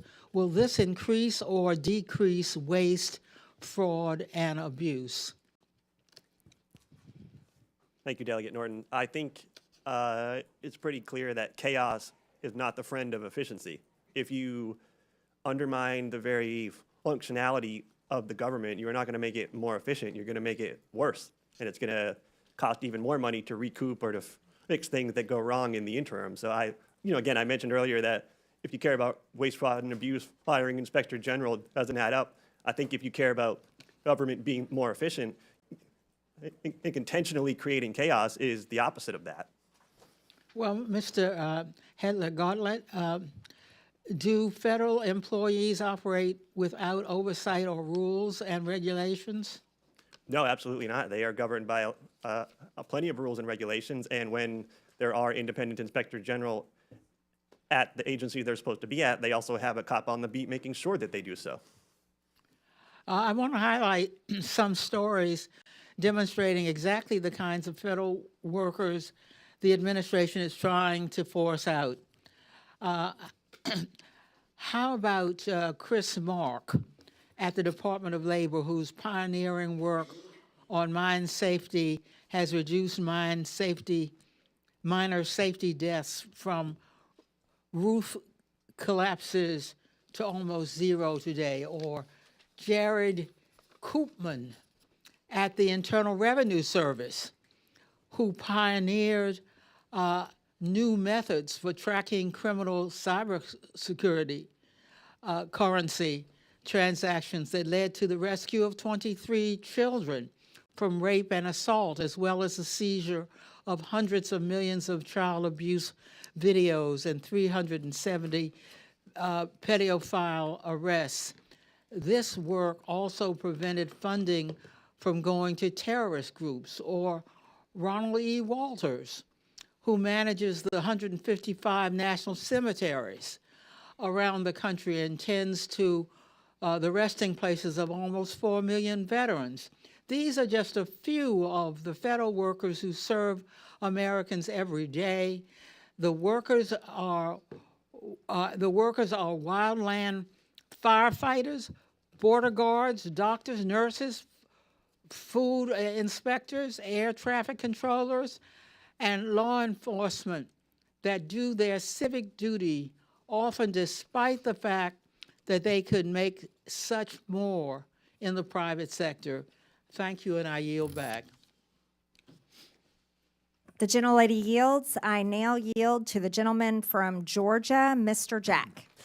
Well, thank you very much. Thank you very much, Madam Chair. And I want to also thank you for convening this hearing. I think it's incredibly important, and I want to thank our witnesses for appearing before us today.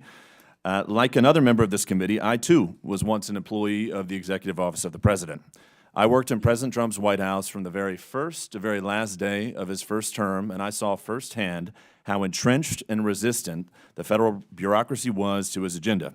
So it's no surprise that today a few of my Democrat colleagues have continued that trend by using their time to bash Elon Musk instead of discussing ways to work together to advance a bipartisan cornerstone of President Trump's agenda, the mission to finally eliminate waste, fraud, and abuse. And I just took a rudimentary count of the Dems' testimony, or rather comments today, and I've got 27 mentions of Elon Musk and 3 mentions of waste. And I don't know if that's, in fact, the right count. Encourage anybody to fact check me, but I think it illuminates and illustrates one of the problems that we're facing, which is a lack of bipartisan effort to address these critical things that, waste, fraud, and abuse is something that should be bipartisan. The chair noted that in her opening remarks. Now, Madam Chair, you know how much I enjoy studying public opinion. So with your approval, I'd like to enter into the record the CBS News poll from this past weekend, conducted February 5th to 7th, 2025. And I'd also like to illuminate 2 findings. First, 70% of Americans, Democrats and Republicans included, believe President Trump is already doing the job that he was elected to, which is interesting because I have an article here from CNN from September 2024 that notes Trump says Elon Musk has agreed to lead proposed government efficiency commission as ex-president unveils new economic plans. So he is doing exactly what he said he would do by empowering his administration to root out waste, fraud, and abuse, and that's exactly what we're trying to do here today. I'd also like to note one interesting statistic from that. 62% of Americans want Democrats in Congress to work with us to advance the priorities that President Trump was elected to govern on. So I think those are 2 stats that I hope everyone pays attention to. But to ask questions of our witnesses, I'd first like to start with Mr. Talcove. One of the things that I've found very interesting from your opening testimony is you talked, and I think you engaged with Mr. Burchett on the 1974 Privacy Act. And I had some interesting folks visit my office yesterday who noted that 1/3 of all prior authorizations are still done manually by phone, fax, or direct post mail. First off, would love your comments on that, and I'd also like for you to expound upon some of the solutions that we can deliver to this Congress in modernizing that 1974 Privacy Act. Yeah, these aren't people problems. These are technology problems. You can't process the number of individuals that are accessing our systems person by person. It just takes too much time. So by updating the 1974 Privacy Act and allowing for digital matching, you would have very quickly realized that a large portion of the PPP loan funds were going to the wrong person. You would have been quickly able to match, and I think the number was 20% were on the do not pay list. You can't expect people to do what a machine, and especially AI, can do today. Fair enough. Thank you very much for that. And if I can also ask Mr. Whitson, I think we share a common interest, which is to move departments and agencies outside of Washington, D.C. It's something that I campaigned on, something that I helped President Trump effectuate in his first administration. And I have to imagine that if we have departments and agencies outside of D.C., if we've got a workforce that's more reflective of the balance that America is, we at the same time, too, could potentially root out some of this waste, fraud, and abuse by enabling other Americans, other citizens of our country to help advance some of these issues. So would love your commentary on that before my time expires. No, I think you're exactly right, Congressman Jack. And so I think, you'd save a lot of taxpayer money. So building a headquarters in downtown D.C. versus Huntsville, Alabama, you're going to be able to save a lot of money. Number 2 is you're actually going to make life better for the employees as well. So that's a point that's also missed a lot, but commuting into D.C. versus being able to go somewhere else where it's a better cost of living and things like that might be better for the folks. And then lastly, these areas where you set up a headquarters are going to be populated by people that live in the area to fill the rank and file of staff positions. And so if you plant these federal agency headquarters in the heart of any area that's overwhelmingly one party or the other, then you're going to naturally get that sway versus something that's more representative of the people as a whole. Well, thank you very much, our witnesses. Mindful of my time, I want to finish before my time expires. I yield back to our chairwoman, Marjorie Taylor Greene. Thank you. And Chairwoman, I would like to ask for unanimous consent to enter something into the record. So what is it? It is a report from the Congressional Research Service, nonpartisan CRS, that lays out the rules and the law for firing inspectors general, which of course look into waste, fraud, and abuse. And Without objection. Thank you. And that rule requires for the law to be followed, for Congress to be notified with 30 days and a reason for firing inspectors general. to give Congress a chance to overrule that, and that's the law. So thank you for entering that into the record. Madam Chair. Without objection, the materials Mr. Jack cited are also submitted for the record. I now recognize. Yes. Apologies. While we're on it, I'd also like to ask for unanimous consent to submit for the record 2 items. One is a statement from the AFL-CIO, Department of People who work for a living with views on working people to make the government work. And the second is a statement from the Center for Responsibility and Ethics in Washington on ways to combat waste, fraud, and abuse in the federal government. Without objection, so ordered. I now recognize the gentlelady from New Mexico and Ranking Member Ms. Stansbury for 5 minutes. All right. Well, thank you, Madam Chairwoman, and thank you once again to all of our witnesses for being here to testify. Thank you to my colleagues. We are going to have so much fun in this committee, this Congress. I actually appreciate the video that was shown just a few moments ago, because when I worked at the Office of Management and Budget, I actually worked on the waste EO that was referenced that President Obama signed. But there is one fundamental difference between the presidents and vice presidents that were shown on that video and what's happening today, and that is that they followed the law. So my colleagues across the aisle who are asking us to get out of the way and stop trying to block things in the courts, let me tell you, we do not work for an unelected billionaire like apparently this guy does. We work for the American people. And so if an unelected, unvetted individual private citizen is hacking our government systems, breaking the law, firing federal employees, dismantling statutorily created agencies, withholding funds, we are going to fight you in the courts. And I'm actually really sad that my dear friend Mr. Burchett left, because I want to talk about that gravy train on biscuit wheels that he just talked about, because that gravy train is not the federal workforce. It's the billionaires that are trying to hack that system right now, and which unfortunately my colleagues right now are working on a reconciliation deal to cut Medicaid, to cut Medicare, and use that money to give to tax breaks to their billionaire buddies. That is the gravy train that is actually going on here. But because this is the Oversight Committee, let's do a little bit of oversight. For the last several weeks, I've been talking to Treasury and OMB officials to try to get to the bottom of why Elon Musk and his team are trying to hack the Treasury payment system, because this is a completely nonpartisan system that literally just pays the bills of the federal government. So why are they so eager to hack this system? And I have to say that over the last several weeks, we have literally received thousands of calls in every single congressional office. In fact, we know that our friends across the aisle are also receiving these calls, because this system pays the bills of the U.S. government. It pays our soldiers. It pays for the work that we do overseas. It pays your Social Security benefits. It pays your tax refunds. So why is Elon Musk and his hackers trying to access that system? And why did a senior civil servant who had overseen this system for over 30 years get asked to stand down after a 25-year-old intern working for Elon Musk tried to get access to the code for that system? Now, thankfully, they were shut down in the court system, but Musk has installed, with the president's blessing, one of his Silicon Valley buddies, who I want to point out, in which the media has not paid a lot of attention to, is the CEO of a private IT company, including Citrix, that has millions of dollars in IT contracts with the federal government. And not only is he still operating as the installed Doge person at Treasury, he's actively still the CEO of this private company. How is that even legal? Is it legal? I don't think it's legal, because the federal court is trying to shut this down. We also know that that 25-year-old software engineer, in violation of the court order, was actually given access to modify the code. So what is going on here?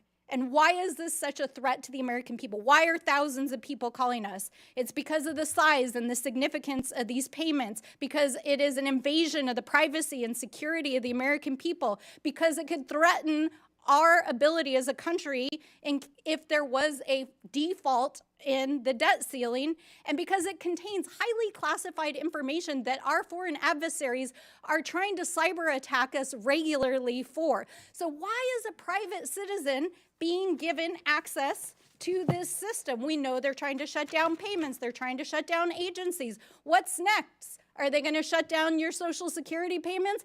We don't know, because they have no oversight, and Elon Musk will not come in front of this committee. And in fact, the Treasury folks are saying this is the biggest insider threat they've ever seen in the history of the agency. So we are sounding the alarm, and no matter how many executive orders that Donald Trump signs or how many tweets that the VP sends, you cannot rewrite the Constitution, and we are going to hold you to account. I yield back. The gentlelady yields, and I now recognize, oh, yes. I have 3 documents I want to submit for the record. The What are they? the first document is the Constitution, Article 2. I would like to submit that for the record. That clearly spells out the president's authority. I would also like to submit for the record 5 U.S. Code 3161, the employment compensation of employees, which clearly spells out his authority to create DOGE. And then I want to submit for the record the executive order that Trump issued on January 20th of 2025, establishing DOGE officially. Without objection, so ordered. I now recognize the gentleman from Texas, Mr. Gill, for 5 minutes. Thank you, Madam Chair, and thank you for hosting this committee. If we've learned anything so far, it's that Republicans want to cut waste, fraud, and abuse from our federal government and save taxpayer dollars, and Democrats want to grandstand and play politics. We can see right now, even, of the 6 Democrats on this committee, only 1 can even be bothered to stay for the duration of this hearing. All we've heard about for most of this hearing from the other side of the aisle is Elon Musk, Elon Musk, Elon Musk, unelected bureaucrat. And I'd like to ask if Democrats really care about unelected bureaucrats making decisions over our lives, where were they whenever their god, Anthony Fauci, was forcing vaccine and mask mandates on the American people for 4 years during the, during the COVID crisis?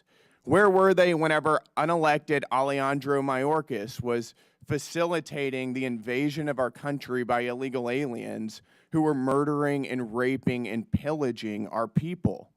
Where were they whenever the Secretary of Education, unelected Cardona, targeted states and schools and people who were disagreed with his view of the radical left's transgender ideology? Where were they whenever Gary Gensler, former chairman of the SEC, also unelected, was lawlessly thwarting the development of financial markets, particularly in the crypto space, by lawlessly pursuing regulation via enforcement? They were nowhere to be seen because they don't care, because all of those things benefited their side of the aisle at the expense of ours.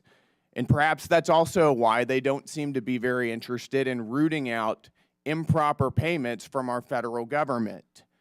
If you wonder why so many people are cynical about American politics, this is it. This is exactly why. The reality is that Elon Musk serves as an employee of the president, and we were given a massive mandate to carry out what he's been doing. His job is to carry out the will of the American people as expressed through the executive. That's exactly how the Constitution is supposed to work. The Constitution did not create an unelected, unaccountable 4th branch of government in the administrative state. The American people know this. My colleague Brian Jack discussed some of the opinion polls recently. We are doing, and President Trump is doing, exactly what he was elected to do. And that's why he's polling at a 53% approval rating, higher than he was at any point during his first administration. Even Elon Musk and his DOGE efforts now are polling at a 49% approval rating, which, just to point out, is 16 points higher than President Biden was polling at whenever he finished his term in office. The Democrat Party has for decades systematically grown and weaponized the administrative state against the American people, and the American people have had enough of it. Right now, we're talking about $2.7 trillion in improper payments since 2003. We're uncovering what could be the biggest money laundering scandal in American history. And the other side of the aisle could care less. They have no concern about where this money went, to what entities it went, to what governments, to what people or groups. Nothing. All they want to talk about is Elon Musk incessantly. So it does make me wonder, if they don't care about where it's going, do they have an idea? Because what we've uncovered so far is that so much of the waste, fraud, and abuse of our federal government is actually funding their side of the aisle. It's funding media outlets that are running cover for Democrats routinely. The NPR, PBS, the BBC, Politico. It's going to fund left-wing NGOs that are facilitating the invasion of our country. It's going to fund left-wing transgender activism and sex changes all over the globe. This is money that's being used, taken from the American people and used against their interests. If you care about rooting out waste, fraud, and abuse, we should be serious about this. I'm very excited to be on this committee. I'm excited to expose what's being going on. Thank you, Madam Chair, and with that, I yield.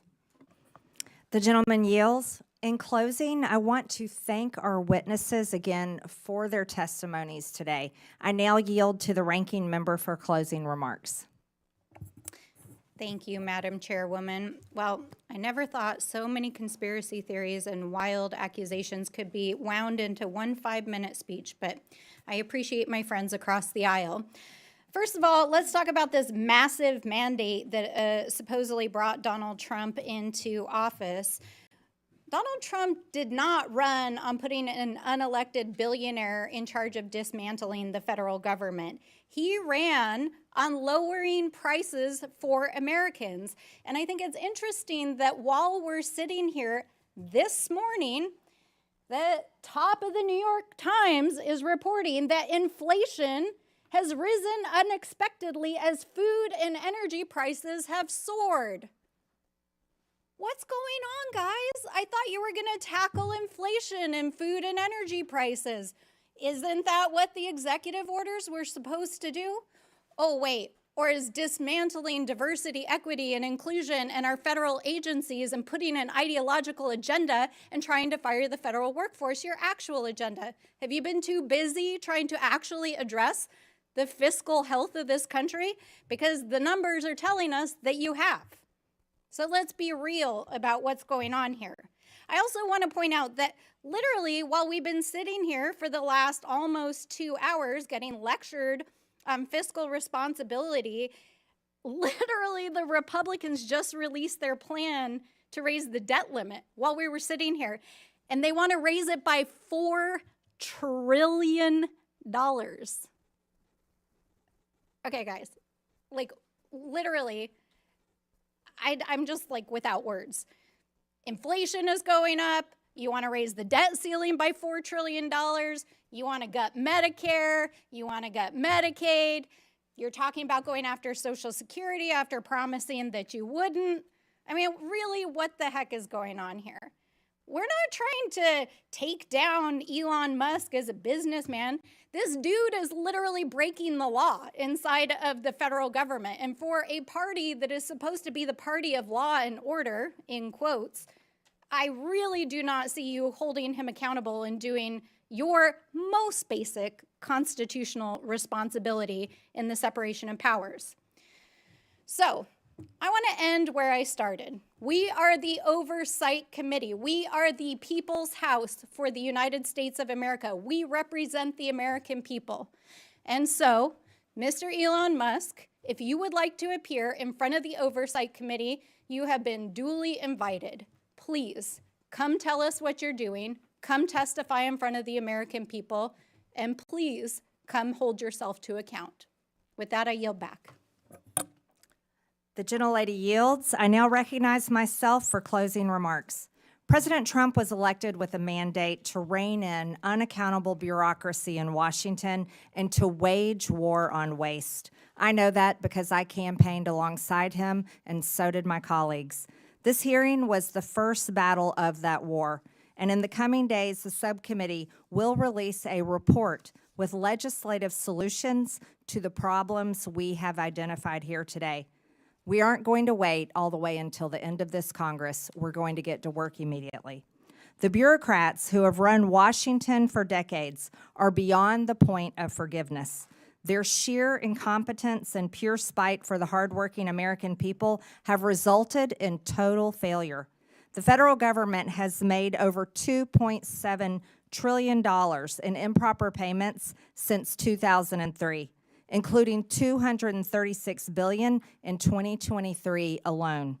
Those are trillions of dollars that honest Americans have paid in taxes at gunpoint over the years. As we approach April 15th, Americans are once again preparing to do their taxes and fork over their unfair share of money it takes to run this country. And I have to tell you, the American people have not been getting their money's worth for a long time. Most improper payments in recent years were issued through 5 programs: Medicare, Medicaid, the Earned Income Tax Credit, Pandemic Unemployment Insurance, and the Paycheck Protection Program. But a total of 16 federal programs had improper payment rates of 10% or more in 2023. That includes SNAP, the federal food stamp program, which paid out $10 billion taxpayer dollars improperly. To get their arms around this problem, Elon Musk and the Doge team went straight to the source. They went to the Treasury Department's Fiscal Service, which makes about 90% of the trillions in federal payments issued annually. The audit of these payment systems was long overdue. Treasury Secretary Scott Bessent gave Doge employees working for the government read-only access to these systems so they could conduct that initial audit. That audit is already paying dividends. Musk learned that the databases federal agencies are supposed to check to prevent payments to fraudsters, crime rings, and dead people are not being kept up to date. Going forward, we are going to get more mileage out of these do-not-pay databases. That means fewer improper payments and less fraud and waste of taxpayer dollars. Despite this fraud that's already been revealed, a federal judge in New York issued a ruling last Friday that ran totally contrary to the will of the people. The judge blocked not only Doge, but the Treasury Secretary himself from accessing his own agency's payment systems. That's absurd. Only career Treasury Department unelected bureaucrats can access the system, the judge ruled. This turns the Constitution on its head. We will hold this judge and others who try to stop the will of the people and their elected leaders accountable. As is written in the Federalist Papers, the judiciary has no influence over either the sword or the purse, no direction either of the strength or the wealth of the society. It may truly be said to have neither force nor will, but merely judgment, and must ultimately depend upon the aid of the executive arm for the efficacy of its judgments. But the whole D.C. swamp is freaking out that the unelected officials from Doge were allowed access to these systems. That makes no sense. Federal judges were not elected. The Treasury bureaucrats were not elected. And they have failed to fix the problem that is enabling American taxpayers to be robbed. So why not bring in skilled outside experts like private companies and private citizens who are successful in the real world to do everyday work that we need to get done here, like audits? Of course, federal payment systems are only one link in the improper payment chain. We need to look at other links in the chain. We need better front-end identify verification to screen out fraudsters, and we need to close eligibility loopholes. That means not letting applicants self-attest to their own eligibility. And it means ending categorical eligibility, which lets someone who fraudulently qualifies for one federal benefit automatically get other federal benefits. Finally, we need to better coordinate fraud prevention efforts between federal governments and the states.